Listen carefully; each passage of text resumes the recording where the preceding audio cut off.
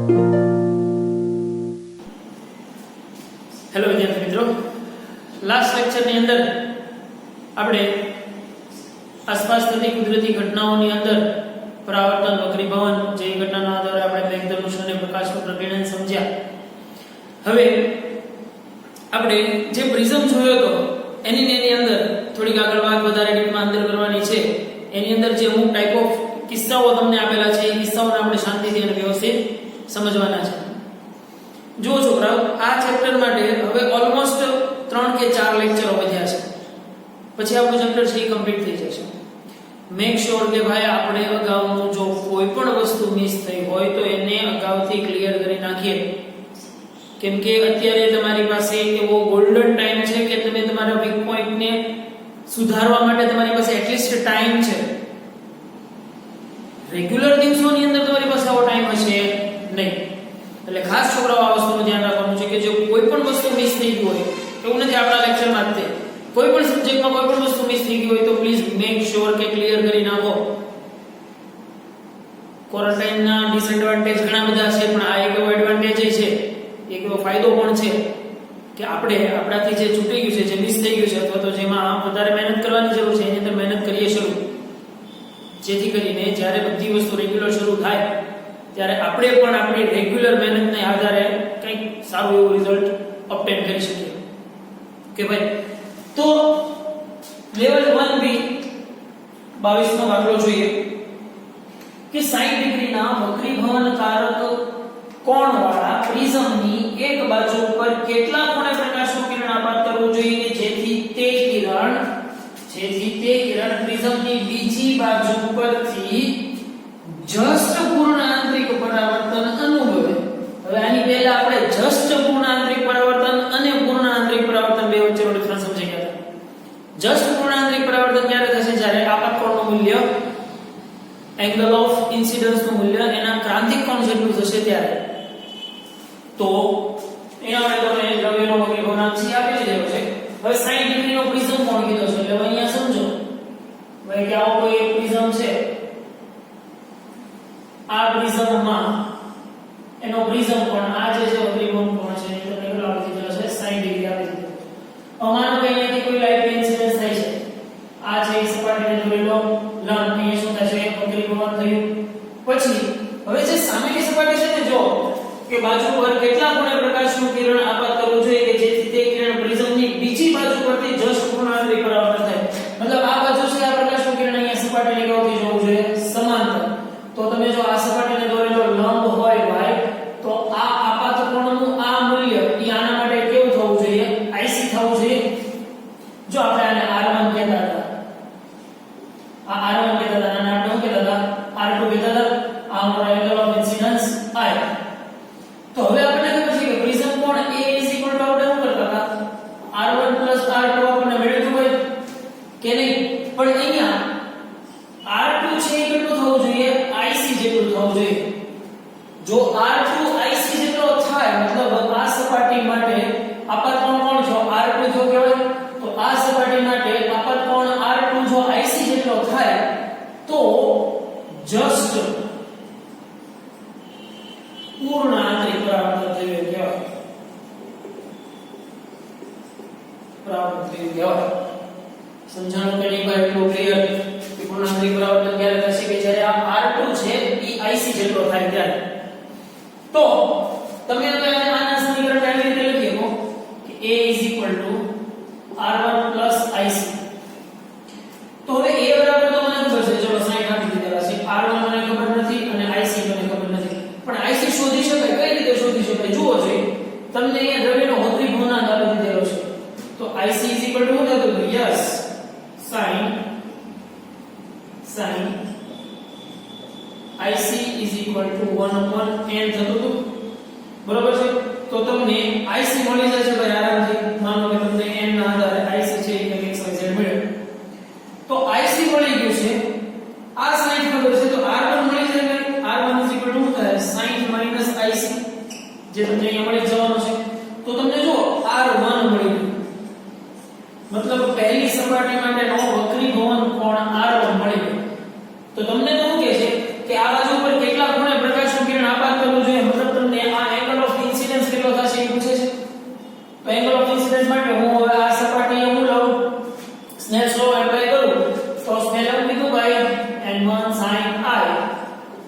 Is equal to n2 sin r થશે. તો અહીંયા r એટલે r1 થયું કહેવાય. તો તમારે sin i is equal to શું થઈ જાય? ભાઈ sin i is equal to n2/n1 sin r1. તો n2/n1 એટલે n2 થયો કહેવાય. n થયો તો n1 બરાબર તો હશે 1 હશે. તો તમને એંગલ ઓફ ઇન્સિડન્સ આરામથી મળી જાય કે નહીં? r1 તો તમને ખબર છે, મૂકી દો. sin i ની કિંમતમાંથી તમને i મળી જાય કે આપાત કોણ કેટલું રાખવું જોશે ભાઈ. મળી જાય કે નહીં? આ બધી વસ્તુની ક્લિયર કેલ્ક્યુલેશન કરવાની હો. પછી મેક શ્યોર કે આ બધી વસ્તુની કેલ્ક્યુલેશન છે કે તમે પહેલેથી જ ક્લિયર કરતા જજો. તો ભાઈ એનાથી આગળ વધતા ખૂબ જ નાના પ્રિઝમ કોણ એ ધરાવતા પ્રિઝમની સપાટી ઉપર કિરણ I જેટલા કોણે આપાત કરવામાં આવે છે ત્યારે નિર્ગમિત કિરણ વિરુદ્ધ સપાટી પરથી લંબ રૂપે નિર્ગમન પામે છે. જો નિર્ગમિત કિરણ વિરુદ્ધ સપાટી પરથી લંબ રૂપે નિર્ગમન પામે છે તો પ્રિઝમના દ્રવ્યનો વક્રી ગુણાંક μ હોય તો આપાત કોણ I નું મૂલ્ય શોધો. ખાસ આ સાઈડને સમજો કે માનો કે ખૂબ જ પાતળા એટલે ખૂબ જ નાના પ્રિઝમ કોણ એ ધરાવે એટલે પ્રિઝમ કોણ ખૂબ નાનો હોય એટલે પ્રિઝમ તમારો જે ખૂબ જ કેવો થશે? પતલો થશે. મતલબ આવો પ્રિઝમ છે કે જેનો પ્રિઝમ કોણ જો આ એંગલ ખૂબ નાનો બને ને આને આપણે એનો પ્રિઝમ કોણ એ કહેતા હતા. તો આ એંગલ થી માનો કે અહીંયાથી કોઈ પ્રકાશનું કિરણ છે આપાત થાય છે તો આમ તો એ સપાટીને દોરેલો લંબ તો સ્વાભાવિક છે કે શું થશે?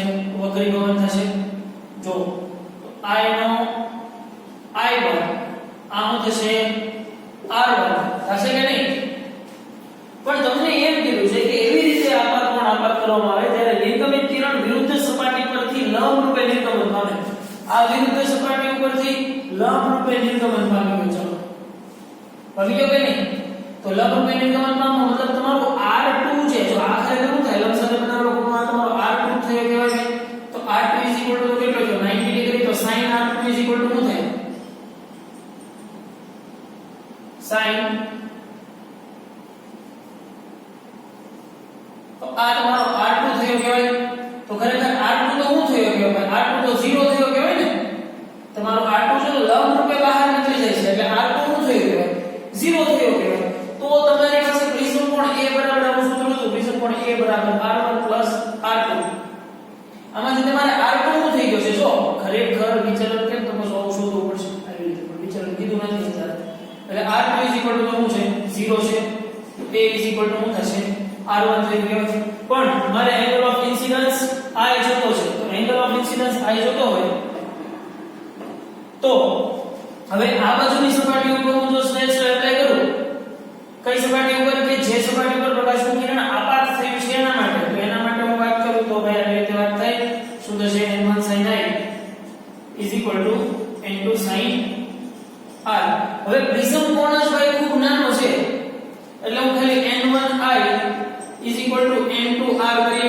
પ્રિઝમ કોણ જ ખૂબ નાનો છે તો આ બધા એંગલની સાપેક્ષે કેવા થશે? ખૂબ જ નાના થશે. તો n1 I n2 A થશે કેમ કે R1 બરાબર તો શું થઈ જશે? A થઈ જશે. તો I જો n1 તમારા માટે 1 અને n2 દ્રવ્યનો વક્રી ગુણાંક કેટલો લેવાનો કીધો છે? μ લેવાનો કીધો છે. તો I તમારી પાસે શું આવશે? μ A થશે. I μ. પણ કેવી પરિસ્થિતિ માટે ભાઈ? કે જ્યારે પ્રકાશનું કિરણ સામેની સપાટીથી લંબ રૂપે નિર્ગમન પામી જાય. લંબ રૂપે નિર્ગમન પામી જશે મતલબ નિર્ગમન કોણ 0 થશે. તો R2 શું થશે? 0 થશે. કાલ સમજવાનું છે આ વસ્તુ. તો જ્યારે નિર્ગમિત કિરણ વિરુદ્ધ સપાટી પરથી લંબ રૂપે નિર્ગમન પામશે ત્યારે આપાત કોણ છે? I μ A જેટલો થશે. આ યાદ રાખી લેજો. એકાદા દાખલામાં નેક્સ્ટ વાળાની અંદર હું ડાયરેક્ટ આ સૂત્ર એપ્લાય કરીશ. I μ. બરોબર. તો હવે એનાથી આગળ વધીએ.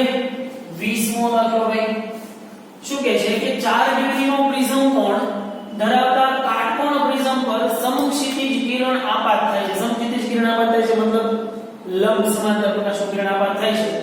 જો પ્રિઝમના માધ્યમનો વક્રી ગુણાંક 1.5 તો નિર્ગમન કોણ ખાલી જગ્યા હશે.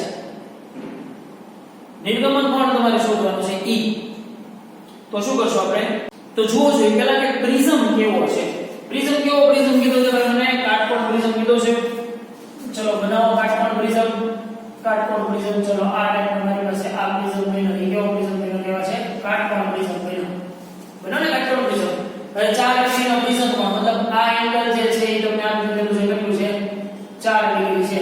તો આને એવું થશે આ બાજુ એંગલ છે તમે શોધી લો. હવે તમને એમ કહેશે કે જો પ્રિઝમના માધ્યમનો પરિબળ 1.5 હોય તો નિર્ગમન. હવે પેલા તો છે ને સમક્ષિતિજ કિરણ આવે છે. એટલે સમક્ષિતિજ કિરણ એટલે આ રીતનું એક્ઝેક્ટ સપાટીને લંબ. તો જ્યારે સપાટીને લંબ આપાત થશે એટલે એવું થશે સીધું વક્રીભવન થયા વગર માધ્યમમાં ઘૂસશે. હવે અહીંયા શું થશે અહીંયા આ સપાટીને દોરેલો લંબ કયો આ થશે ને અહીંયા સપાટીને દોરેલો લંબ આ છે. તો ઘટમાંથી પાતળા માધ્યમ એટલે લંબથી દૂર પ્રકાશનું કિરણ આ રીતે આગળ વધશે ભાઈ. તો તમારા માટે આ એંગલ કયો થયો કહેવાય છે ભાઈ નિર્ગમન કિરણ. નિર્ગમન કોણ E થયો કહેવાય છે. તો જુઓ જોઈએ અહીંયા આપણે જે લંબ સાથે ખૂણો બનતો હતો E ખૂણો બનતો હતો એ કેટલો બનતો હતો R1 બનતો હતો. એવી જ રીતે આ એંગલ છે એ કેટલો બનશે R2 બનશે. તો તમે હવે આની અંદર સારી રીતે સમજી ગયા કે R1 0 થશે. થશે કે નહીં. તો પ્રિઝમ કોણ A બરાબર શું થતું હતું ભાઈ પ્રિઝમ કોણ A બરાબર R1 R2 થતું હતું. તો તમે હવે સારી રીતે સમજી ગયા કે R2 શું થયું A થયું. તો R2 કેટલા થયા 4 ડિગ્રી થયા કહેવાય. તો જુઓ ભાઈ હવે મારે આ સપાટીનો નિર્ગમિત સપાટીને મારે અહીંયા સ્નેહનો નિયમ એપ્લાય કરવો છે. ખાસ ધ્યાનમાં લેજો અહીંયા જે સ્નેહનો નિયમ આપાત કરીશ ત્યારે n1 તરીકે આ માધ્યમ થશે n2 હોવા થશે. કેમ કે અહીંયા પ્રકાશનું ટ્રાવેલિંગ કેવી રીતનું થયું ઘટમાંથી પાતળા તરફ થયું ને. તો હવે જ્યારે આ બિંદુએ હું સ્નેહનો નિયમ લગાડીશ તો n1 sin I n2 sin r ની અંદર આપણે કેવો સુધારો કરશું સમીકરણમાં જુઓ n1 sin r2 n2 sin E થશે. થશે કે નહીં. આના સમીકરણ ઉપરથી આ સમીકરણ આ સપાટી માટે મેળવવો છે તો તમને n1 બરાબર n2 બરાબર એવું થશે n2 બરાબર 1 થઈ જશે. કેમ કે ઘટમાંથી પાતળા માધ્યમ એટલે આ n1 હોય આ n2 હોય એટલે આ જે માધ્યમ છે એ n2 બરાબર 1 થઈ જાય. તો તમારે sin E તમને કઈ ભાવ મળે sin E n sin r2. તો r2 બરાબર તો કેટલા છે 4 ડિગ્રી. તો તમને નિર્ગમન કોણ E મળી જાય ભાઈ આરામથી કે નહીં. n તમને આપી દીધેલા છે 1.5 વક્રીભવનાંક છે ને. સિમ્પલ વસ્તુ આરામથી સમજી શકાય અને ક્લિયર કરી શકાય એક વસ્તુ છે. તો તમને એનો નિર્ગમન કોણ E મળી જશે. ક્લિયર. હવે એની પછી આપણે વાત કરીએ 23મું MCQ કે સવારના સમયે ઉદ્ધવ દિશામાંનો આકાશ બ્લુ રંગનો દેખાય છે. કારણ બ્લુ રંગનું આકાશ વધારે ઉત્તમ દેખાય છે કેમ કે બ્લુ રંગનું સૌથી વધારે પ્રકીર્ણન થાય છે. તો લાલ રંગનું શોષણ થઈ જાય છે એટલે નો. બ્લુ રંગનો પ્રકાશ સૌથી વધારે પ્રમાણમાં પ્રકીર્ણન કરે છે. યસ. સવારના સમયે સૂર્ય ફક્ત બ્લુ પ્રકાશનું ઉત્સર્જન કરે છે. આ જવાબ કોણ સિલેક્ટ કરશે કોક તો કરશે. તો જવાબ ઓપ્શન આપ્યો હોય ને નો કરે કોઈ નો કરે. કે સવારના સમયે સૂર્ય બ્લુ રંગનો પ્રકાશ આપે તો રાતે પછી નીચે નાઈટની જેમ ટીચુક લાઈટ થવી જોઈએ. રાતે સૂર્ય હોય તો પછી આવી સ્ટુપિડ વાત તમારી ચર્ચા ન હોય ખોટી. બ્લુ પ્રકાશનું આકાશ દ્વારા શોષણ થઈ જાય છે નહીં. તો શું આવશે બ્લુ પ્રકાશનું સૌથી વધારે પ્રમાણમાં પ્રકીર્ણન થાય છે. આની આ વસ્તુ આમ પૂછી નખાય કે સૂર્યાસ્ત કે સૂર્યોદય સમયે પ્રકાશ લાલ રંગનો આકાશ જે છે લાલ રંગનો થતો રાતોડિયા કલરનું મુકામ દેખાય છે. તો ત્યાં રાત રંગનું પ્રકીર્ણન વધારે થતું છે. બરોબર. પછી એમ ન કહેવાય કે સૂર્યાસ્ત વખતે સૂર્ય છે એ રાતા રંગના પ્રકાશનું ઉત્સર્જન કરે છે. બરોબર. એ કઈ કલર વાળો લેમ્પ નથી કે અત્યારે લાલ રંગ પછી બપોરે પીળો રંગ ને પછી પાછો લાલ રંગ ને એવું કઈ છે નહીં. એસએલપી દાખલા નંબર 39 નંબર 39 કે આકૃતિમાં દર્શાવ્યા મુજબ 30 ડિગ્રીના પ્રિઝમ કોણવાળા પ્રિઝમની એક સપાટી પર ચાંદીનો ઢોળાવ ચડાવી અને 60 ડિગ્રીના ખૂણે આપાત થતું પ્રકાશ કિરણ વક્રીભવન પામીને તેના મૂળ પદ પર પાછું ફરે છે તો પ્રિઝમના દ્રવ્યનો વક્રીકોણાંક કેટલો થશે? હવે તમે જુઓ ભાઈ કે અહીંયા 60 ડિગ્રીના ખૂણે આપાત થાય છે બરોબર, મતલબ આ જે છે એ શું થયું કહેવાય છે, મારું R1 થયું કહેવાય છે, થશે કે નહીં? પછી R2 અહીંયા જે વચ્ચે છે એનું વચ્ચે છે R2 પણ R2 શું થઈ ગયું છે 0 થઈ ગયું છે ભાઈ કે નહીં? તો હવે જુઓ છો આ પ્રિઝમ કોણ આ 30 નો છે બરોબર, આ 30 છે. હવે અહીંયા જે પ્રકાશનું કિરણ પરાવર્તન થઈને પાછો આવશે એટલે ઓબ્વિયસલી આ એંગલ છે એ કેટલાનો થાય 90 ડિગ્રી નો થશે. ખરેખર 90 ડિગ્રી નો થાય જો પરાવર્તન થઈને એક્ઝેક્ટ પાછો આવે છે એટલે આ 90 થાય, આ 30 છે તો ઓબ્વિયસલી આ કેટલો હોય તો ભાઈ 60 નો હોય, તો આ આખો તો કેટલાનો છે 90 નો હોય તો R2 કેટલા થાય 30 ડિગ્રી થાય કે નહીં?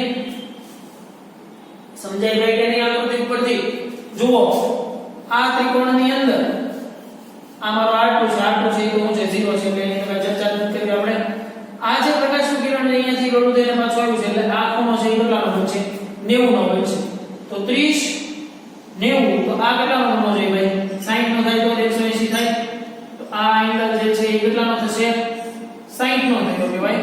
તો આ આખું જે છે આ બે સપાટી ઉપર જો આ બે સપાટી એકબીજાને કેવી છે લંબ છે તો આ એટલું 90 ડિગ્રી નું હોય તો આ ખૂણો જે છે એ કેટલાનો હોય તો કહેવાય ભાઈ આ ખૂણો છે એ કેટલાનો થઈ શકે છે 30 નો થયો કહેવાય છે.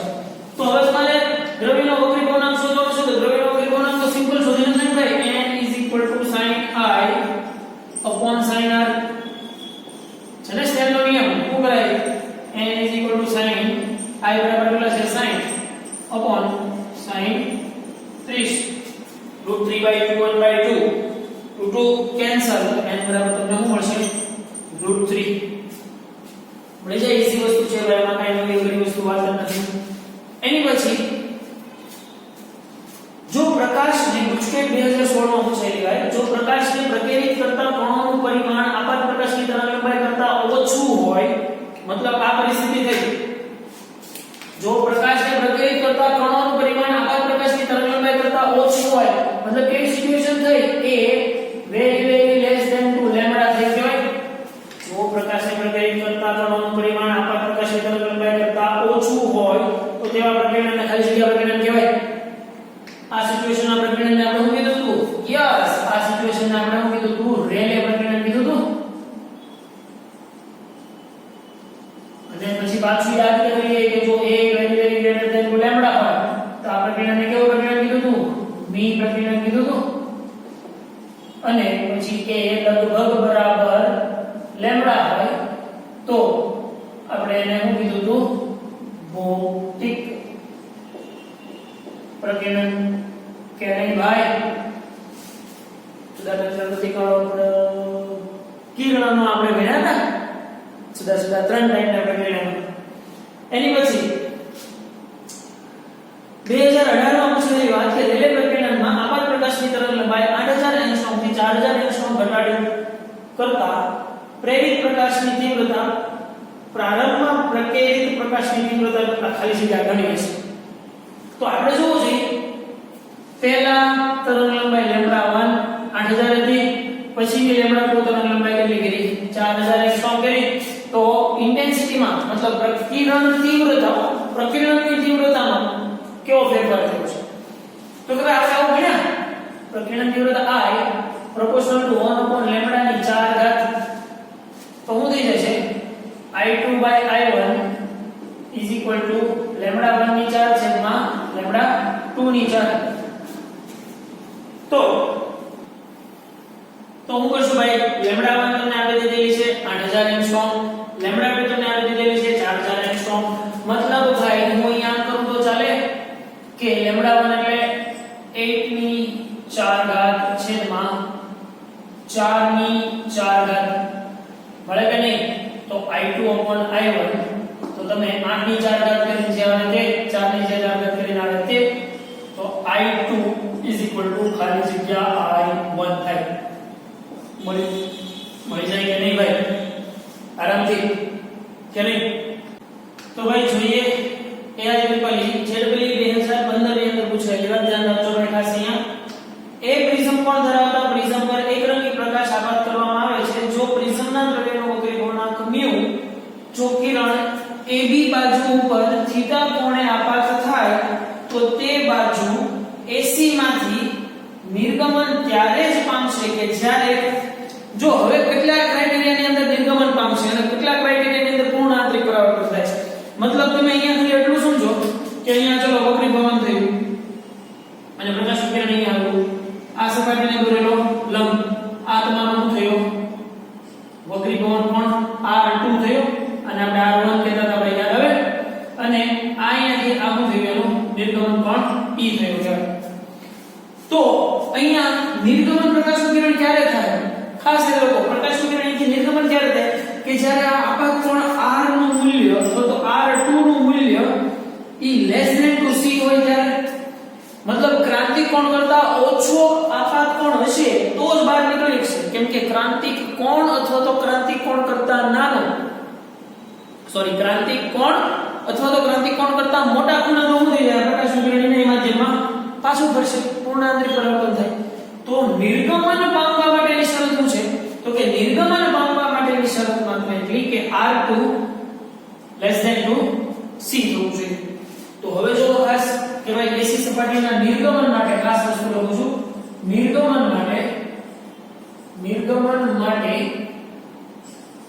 R2 < C થવું જોઈએ તો < C થવા માટે હવે તમે જોવો છો sin C = શું થતું હતું 1/n થતું હતું તો હું અહીંયા જોવો જોઈએ આનું નામ લખેલું sin R2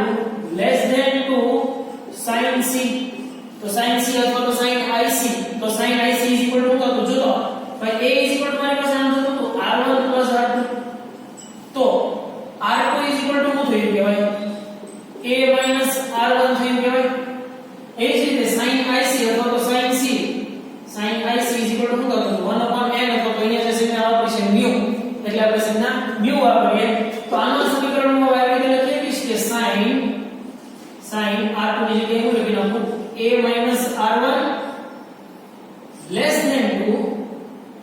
1/μ થાય કે નહીં ભાઈ તો હવે આ R1 છે એ કેટલું થયું કહેવાય તો R1 કેટલું છે એ મારે સમજવું હોય તો ભાઈ એના માટે મારે R1 એટલે કઈ સપાટી ઉપર આ સપાટી ઉપર કઈક મારે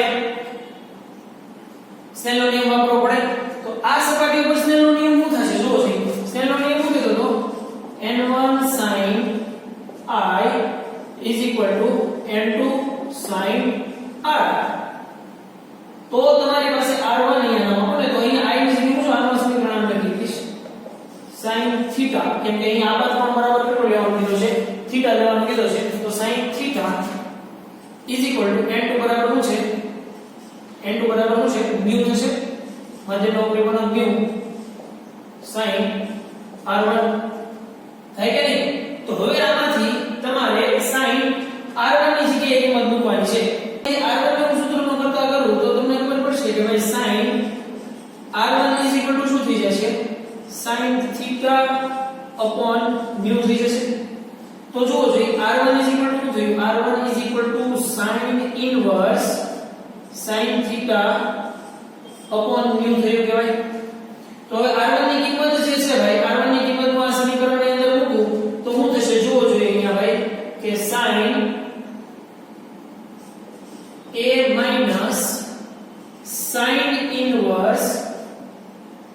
sin inverse sin θ/μ થશે અને < 2 1/μ થશે ભાઈ તો જુઓ અહીંયા આ બાજુના sin છે એની બાજુ મોકલી દો એટલે sin ઇન્વર્સ થઈ જશે તો તમારી પાસે અહીંયા સમીકરણ over છે A - sin inverse sin θ/μ < 2 sin inverse 1/μ થશે કે નહીં તો તમારી પાસે હવે આ સમીકરણ અહીંયા સુધી આવ્યું છે પણ તમારે એમ કીધું છે કે નિર્ગમન પામવા માટે થીટા ની શરત શું થશે એટલે મારે ગુણે ફરીને અહીંયાથી આ થીટા ને બહાર કાઢવાનું છે તો જુઓ જોઈએ આ જે છે આ માઈનસ છે ઓલી બાજુ લઈ જાવ એટલે પ્લસ થઈ જશે અને આ જે છે એનું પરિણામ બાજુ લઈ જાવ એટલે કેવું થઈ જશે માઈનસ થઈ જશે તો આનું સમીકરણ છે એવું કઈ આવી રીતે લખીએ તો ભાઈ જુઓ જોઈએ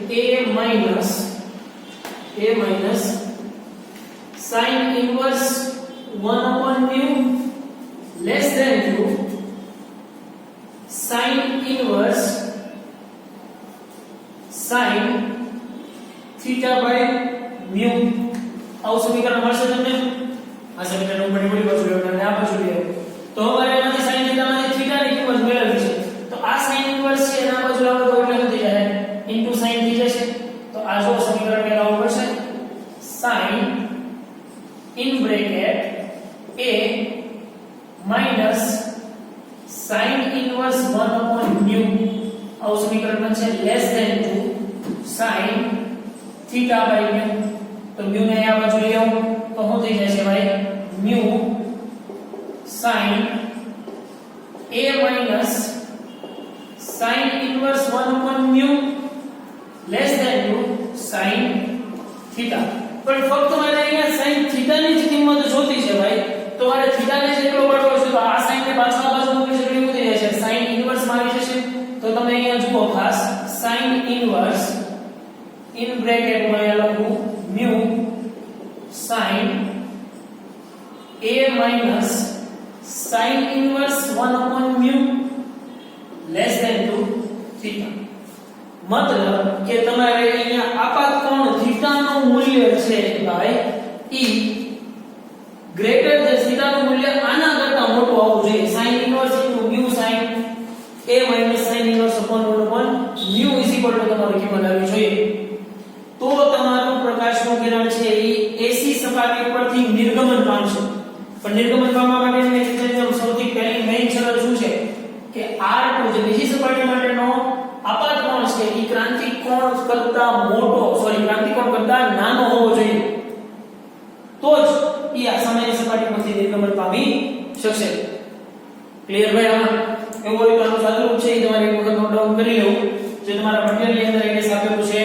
નહીં તો એના આગળ વધીએ કે I વિરુદ્ધ ડેલ્ટાના આલેખ પરથી પ્રિઝમના કાચનો વક્રીકોણના શોધવાના પ્રયોગમાં એમ જોવા મળ્યું કે 35 ડિગ્રીના ખૂણે આપાત થતું કિરણ મતલબ તમે અહીંયા સમજી ગયા કે એંગલ ઓફ ઇન્સિડન્સ કેટલો આપેલો છે આપાત કોણ I બરાબર તમને આપેલો છે 35 ડિગ્રી ચલો આપાત થતું કિરણ 40 ડિગ્રીનું વિચલન અનુભવે છે ચલો ડેલ્ટા તમને આ રીતે દીધેલું છે 40 ડિગ્રી આ કિસ્સામાં અને તે 79 ના ખૂણે નિર્ગમન પામે છે ઈ આપી દીધેલું છે કેટલું છે 79 ડિગ્રી આપેલું છે આ કિસ્સામાં નિમ્ન આપેલ મૂલ્યમાંથી સૌથી નજીકનો વક્રી ભવનાંક કેટલો હવે આના પરથી વક્રી ભવનાંક n શોધવાનું છે ભાઈ તો એક વસ્તુ આપણને ખબર છે કે I + E = a + delta n થતું કે નહીં તો આની પરથી તમે પેલા પ્રિઝમ કોણ મેળવી લો a તો તમે n આવી રીતે કરતા તો n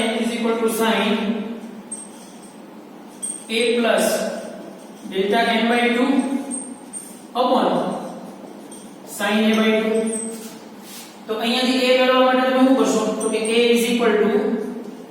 I plus e minus delta n તો જુઓ જો ડેલ્ટા તમને આપી દીધેલો છે તો અહીંયાથી તમને a મળી જશે ભાઈ આરામથી a મળી જાય તો a ની કિંમત અહીંયા મૂકો અને ડેલ્ટા n ની કિંમત મૂકો ડેલ્ટા n બરાબર ખાસ 40 લેવાના છે હવે તમારા મટીરીયલના સોલ્યુશન ની અંદર છે ને એક વખત 35 લીધા છે પછી 40 લીધા છે પછી greater than or less than સાથે સરખાવ્યા છે તો પણ એવું કાઈ કરવાની જરૂર ન રહે ભાઈ તમે 35 ને 40 સાથે સરખાવો તો તમને ઓટોમેટિક ખબર પડી જાય કે આ વેલ્યુ છે એ જેટલી નાની થશે એટલો n છે એ મોટો મળવાનો છે જેટલો n મોટો મળશે એટલી તમારી રેન્જ ની બહાર જશે તો અહીંયા તમને n 1.39 જેવું મળશે જેને આપણે રાઉન્ડ ઓફ 1.40 કહી શકશું બરાબર તો સૌથી નજીક 1.40 ની સૌથી નજીક કયો આવશે 1.5 એટલે કીધું ને એક્ઝેક્ટ નથી કીધું જો તમને મળશે એ કેવો મળશે એપ્રોક્સ મળશે એટલે 1.40 ની સૌથી નજીકનો આન્સર તમારે નક્કી કરવાનો 1.40 ની સૌથી નજીક કયો રહેશે 1.5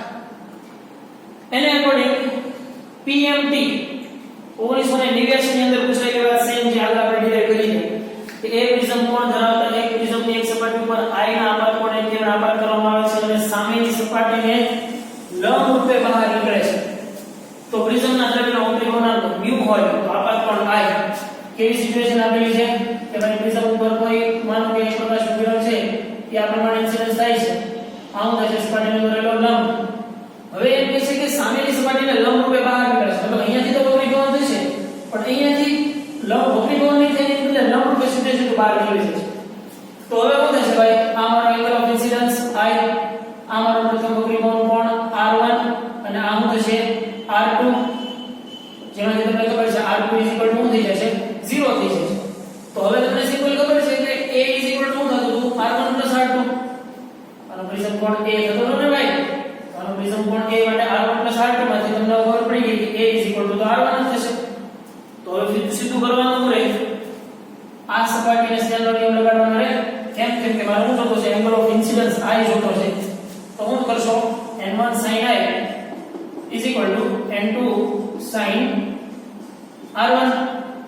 કેમ કે ભાઈ ખૂબ જ નાનો પ્રિઝમ કોણ હોય તો તમે આમ લખી શકો n1 I n2 R1 sin θ θ લીધા ને તો ખૂણો ખૂબ જ નાનો હોય ત્યારે તો n1 તો શું છે 1 છે. n2 તમને એમાં જેટલો વક્રી કોણ શું કીધો છે μ લેવાનો કીધો છે. તો n2 μ તો તમે સમજી શકો કે I μ R1 થાય. પણ R1 શું મળ્યું છે મને જોવો તો R2 તો 0 છે અને R1 A મળ્યું છે. I શું થશે μ જે આપણે અહીં પહેલાના લેક્ચરમાં ડિરાઈવ કરી ચૂક્યા છે. તો I μ થશે ત્યારે સામેની સપાટીથી લંબરૂપે પ્રકાશનું કિરણ બહાર નીકળે. ક્લિયર ભાઈ? એનાથી આગળ આ એમસીક્યુ પણ આગળ આપણે આવી ગયેલો છે સેમ એની જેવો છે કે એક પ્રિઝમનો વક્રી ભવનાંક √2 છે અને તેનો પ્રિઝમ કોણ મતલબ આ તમને શું આપી દીધેલો છે A આપી દીધેલો છે અને E માં તેનો વક્રી ભવનાંક n આપેલો છે. પ્રિઝમની કોઈ પણ એક વક્રી ભવનકારક સપાટીને પરાવર્તક કરેલી છે. વક્રી ભવનકારક સપાટીના કયા આપાત કોણ માટે એક રંગની પ્રકાશ કિરણ તે જ માર્ગે પાછું કરે. તો તે જ માર્ગે પ્રકાશનું કિરણ પાછું કરવું મતલબ શું થશે ભાઈ? માનો કે આ પ્રિઝમ છે મારો, એની કોઈ એક સપાટી પરાવર્તક કરી એટલે માનો કે હું કોઈ આ એક સપાટીને હું કરું છું સિલ્વર કરી દઉં છું, મતલબ અહીંયાથી હવે રિફ્લેક્શન થશે નહીં. શું થશે? પ્રકાશનું કિરણ એની ડિરેક્શનમાં પાછું આવે. માનો કે કોઈ એંગલ ઓફ ઇન્સિડન્સ એટલે આપાત કોણ અને આપાત કિરણ આ સપાટીને દોરેલો લંબ એની સાથે બનાવેલો કોણ હોય એંગલ ઓફ ઇન્સિડન્સ I. તો હવે શું થયું? અહીંયા વક્રી ભવન તો થવાનું છે, ઓબ્વિયસ વાત છે વક્રી ભવન થયું છે. પણ જે માર્ગે ગયું ભાઈ એ જ માર્ગે પાછું ફરે છે. તો હવે તમારે શું કરવાનું રહે? તમને આપાત કોણનું કયું મૂલ્ય I કેટલો રાખવો જોઈએ? તો I માટે જો આ સમીકરણ મેળવવું આપણે I કયું વેલ્યુ μ એ વેલ્યુ તો μ બરાબર કેટલા છે √2 અને A બરાબર sin A. તો sin A બરાબર કેટલા છે 30 એટલે હું થઈ જાય √3/2. તો sin I અને તમે આના સમીકરણને આમ એપ્લાય કરીએ તો sin I μ sin A. તો આની અંદરથી તમારે એંગલ ઓફ ઇન્સિડન્સ I મેળવી નાખવાનું રહે. μ બરાબર તમને આપેલા છે √2 sin A બરાબર 30 એટલે 1/2. તો હું થઈ જશે 1/2 પણ sin ઇન્વર્સ 1/2 કરીને તમે મેળવી લો. અધરવાઇઝ તમે એમ કરો ભાઈ શું કરો કે આના નિયમ ઉપર તમે પેલા વક્રી ભવન કોણ પેલા હું મેળવી લો R1 મેળવી લો. પ્રિઝમ કોણ કેટલો આપી દીધેલો છે 30. તો R1 કેટલા થાય 30 થશે. R1 30 થાય તો સ્નેલનો નિયમ અહીં એપ્લાય કરો. શું કરશો? n21 sin I upon sin R. તો એની જ વાત થઈ ને ભાઈ, sin I n sin R. Sorry sin R એટલે R બરાબર તો શું છે કે થશે. અહીંયા આપણે વાત કરી ને એના એક મિનિટ એકમ પામતો હોય કે લંબરૂપે બહાર નીકળતો હોય બંને માટે R શું બનશે A બનશે. તો આની આસપાસ સમીકરણને આવી ગઈ કહેવાય. તો આની પરથી તમે એંગલ ઓફ ઇન્સિડન્સ જે છે એ આરામથી નોટ કરી શકો. ક્લિયર કે નહીં ભાઈ? હવે આવા નવા સેમ દાખલા છે જુઓ. 25મો દાખલો છે સેમ આનો આ દાખલો છે. એની પછી 56મો દાખલો છે એ પણ સેમ આનો આ દાખલો છે. એટલે ખાસ છે તમારી અંદર તમારે જોઈ લેવાની 2018 ની અંદર આ કન્સેપ્ટ પૂછાઈ ગયેલો છે ભાઈ કે નિર્ગમન જો લંબ રૂપે બહાર નીકળતો હોય અને એની ડિરેક્શનમાં પાછો આવતો હોય તો ખાસ આ શરત પડાવવી જોઈએ R A થવું જોઈએ તો જ પોસિબલ બને. ઓકે. એની પછી પ્રિઝમના દ્રવ્યનો વક્રી ભવન આ વસ્તુ હું તમને સમજાવી દઉં છું અને ગણવાનું છે ને તમારે તમારી જાતે રહેશે પછી કહેતા નહીં કે પ્રિઝમના દ્રવ્યનો ક્રાંતિક કોણ 45 ડિગ્રી છે. મતલબ તમને આ શું આપી દીધેલો છે ક્રાંતિક કોણ 45 ડિગ્રી મતલબ એ દ્રવ્યનો IC આપી દીધેલો છે. તો તેનો વક્રીભૂત કોણ કીધો છે વક્રીભૂત કોણ 30 ડિગ્રી આ આપી દીધેલો છે. એક રંગી પ્રકાશનું કિરણ આપાત કરતા તે પ્રિઝમની સામેની સપાટી પરથી લંબરૂપે નિર્ગમન પામે છે. જો લંબરૂપે નિર્ગમન પામે એટલે હવે યાદ આવી જવું જોઈએ, લંબરૂપે નિર્ગમન પામે એટલે તમારા એંગલ ઓફ ઇન્સિડન્સ I = μ એ થઈ જાય. એટલું તો ખાસ યાદ આવી જાય. અને ખાસ બીજું શું યાદ આવવું જોઈએ, R = K થશે. આ બે શરતો યાદ આવી જોઈએ. જો અત્યાર સુધી આપણે નિર્ગમન પ્રમાણ કરાવતા તો આપાત કોણ કેટલો થશે? અગેન એની જ વાત થઈ જાય. કેટલો થઈ જાય ભાઈ? આ લગભગ 5મો કે 6થો સેમ કોન્સેપ્ટ આગળ થઈ ગયો. પણ અહીંયા IC આપેલો છે એટલે તમારે IC ને ખાસ સરખાવવાનું થશે, જે એક દાખલાની અંદર અગાઉ આપણે સમજાવી એની મદદ. બરાબર? તો એની પછી 2004 માં પૂછાયેલી વાત ભાઈ કે ધુમ્મસના વાતાવરણમાં સોડિયમ લેમ્પનો ઉપયોગ કરવામાં આવે છે. તો ધુમ્મસના વાતાવરણમાં સોડિયમ લેમ્પનો ઉપયોગ કેમ કરવામાં આવે છે? સૌથી પહેલા તો સમજો કે ધુમ્મસ હશે એટલે પ્રકાશનું કિરણનું મેક્સિમમ થતું હશે, ત્યાં પ્રકિરણન થતું હશે. પણ કેમ કે વ્હાઇટ લાઇટ છે એના માટે જુઓ આપણે શું કીધું હતું, વ્હાઇટ લાઇટ છે વાદળોનું સફેદ રંગનું દેખાવું અને ઝાકળ અને ધુમ્મસમાં સફેદ રંગનો ધુમાડો દેખાવો, એની પાછળનું રીઝન શું હતું એ આપણે હમણાં મેળવ્યા આજે લેક્ચરની અંદર, બે લેક્ચરની અંદર વાત કરી જ કે ભાઈ એ લગભગ બરાબર લેમ્બડા આપણે સિચ્યુએશન લીધી હતી ને, અને a very greater than two lambda and a very less than two lambda. તો આ પ્રકરણને આપણે કેવું પ્રકરણ કીધું હતું? રેલે પ્રકરણ કીધું હતું. આને કેવું પ્રકરણ કીધું હતું? મી પ્રકરણ કીધું હતું. અને આને કેવું પ્રકરણ કીધું હતું? ભૌતિક પ્રકરણ કીધું હતું. તો રેલે પ્રકરણની રચના તો આપણને ખબર છે કે આકાશનું બ્લુ રંગનો દેખાવ એ કયા પ્રકરણના પ્રકરણ ઉપર આધાર રાખે છે? રેલે પ્રકરણ ઉપર આધાર રાખે છે. પણ મી પ્રકરણની અંદર જુઓ શું શરત શું છે કે a very greater than two lambda, મતલબ આપાત પ્રકાશની તરંગ લંબાઈ કરતા ઈ કણનું પરિમાણ મોટું હોય, ખૂબ મોટું હશે તો એ પ્રકરણ મી પ્રકરણ થશે. અને એ મી પ્રકરણ દરમિયાન પ્રકાશનું શું થાય છે? બધા જ રંગોમાં સમાન પ્રકરણ થાય છે. તો બધા જ રંગોમાં સમાન પ્રકરણ થતું હોય એના કારણે તમને કેવા રંગનું દેખાય? સફેદ રંગનું દેખાય. તો ધુમ્મસ વખતે સોડિયમ લેમ્પ શું કામ યુઝ કરવો પડે છે? સોડિયમ લેમ્પનો આઉટપુટ છે ને ભાઈ કેવા રંગનો છે? યલો કલરની લાઈટ છે. હવે ઈ યલો કલરની લાઈટ જ્યારે આવા ધુમ્મસવાળા વાતાવરણની ઉપર અથવા તો ધુમ્મસના કોઈ પણ એક કણ ઉપર ઇન્સિડન્સ થશે ત્યારે મેક્સિમમ શું થશે? યલો રંગની તરંગ લંબાઈનું મહત્તમ પ્રકિરણન થશે. કેમ કે અત્યાર સુધી ત્યાં શું થતું? બધા રંગોનું સમાન પ્રકિરણન થતું એટલે એ બધું ધોળું સફેદ દેખાતું. પણ હવે કોઈ એક પર્ટિક્યુલર કલરની લાઈટ ઇન્સિડન્સ કરીએ છીએ એટલે તમને મેક્સિમમ પ્રકિરણન શું જોવા મળશે? યલો કલરની લાઈટ જોવા મળશે. એટલે ધુમ્મસના કારણે ધુમ્મસના કણોના લીધે પીળા પ્રકાશનું પ્રકિરણન ઓછું થાય છે, ધુમ્મસના કણોના લીધે પીળા પ્રકાશનું પ્રકિરણન વધુ થાય છે. યસ, સોડિયમ લેમ્પ છે એ શું કરે છે? યલો કલરનો લેમ્પ આઉટપુટ આપે છે, તો એના કારણે પીળા પ્રકાશનું પ્રકિરણન વધુ થાય છે, જેથી કરીને ધુમ્મસની અંદર જોવામાં કેવી રહે? સરળતા રહે, ક્લિયર વસ્તુ દેખાય. પીળો પ્રકાશ જ્યારે ધુમ્મસમાંથી પસાર થાય છે ત્યારે તેના પર કોઈ અસર થતી નથી. ના, પીળો પ્રકાશ જ્યારે ધુમ્મસ ઉપર આપાત થાય છે ત્યારે મેક્સિમમ પીળા રંગનું પ્રકિરણન જોવા મળશે. મેક્સિમમ પીળા રંગનું પ્રકિરણન છે પીળો કલર આપણે વાત કરીએ એની જેમ કેવો કલર કહેવાય? લાઇટ કલર કહેવાય. તો ઈ લાઇટ કલર છે એ તમને હું વિઝિબિલિટીની અંદર મદદ કરશે.